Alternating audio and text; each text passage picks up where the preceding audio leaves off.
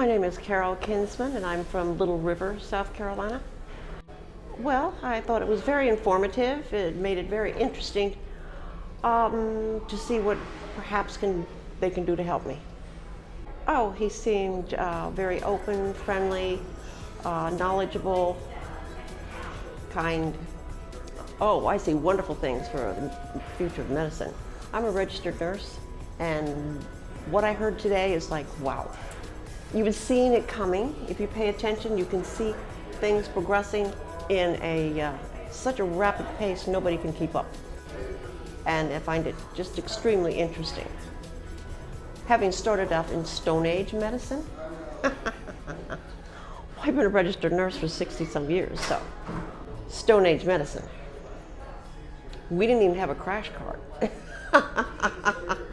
So my first open heart surgery when I was a student nurse, not planned, but because of an injury. And got the paddles out. We didn't do that. Nobody was doing that. But because of the injury, they had the chest open and the heart stopped. And we had paddles, so Dr. Rose said, everybody come close. I happened to be circulating nurse that day and watched heart start right back up. It was amazing. Imagine now what they're doing. From that to what they're doing now is astounding and exciting.